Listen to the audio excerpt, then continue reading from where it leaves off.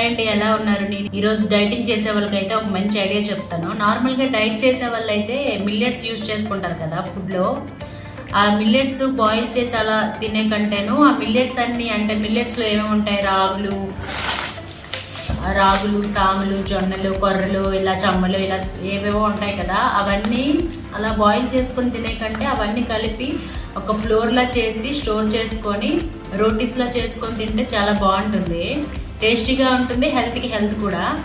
అవన్నీ మిక్స్ చేసి పిండిలా చేసి స్టోర్ చేసుకోవచ్చు మనం. అవి వచ్చి మనం రోటీస్ చేసే ముందు అయితే ఇదంతా కలిపి ఒక 5-10 మినిట్స్ ఉంచితే కొంచెం సాఫ్ట్గా వస్తాయి. ఆయిల్ ఏం యూజ్ చేయాల్సిన అవసరం లేదు. మనకు కావాల్స్తే లాస్ట్లో రోటీ చేసాక కొంచెం నెయ్యి వేసుకుంటే టేస్టీగా ఉంటాయి. ఇవ్వండి ఏవే వేస్తారు చెప్తున్నాను. ఇవి వచ్చి గోధుమలు, ఇవి బొంత చమ్మలంట. మిల్లెట్స్ అని నార్మల్గా సెర్చ్ చేస్తే ఏమేమి ఉంటాయో అందులో ఒక 10 టైప్స్ ఉంటాయి, అవన్నీ వచ్చేస్తాయి.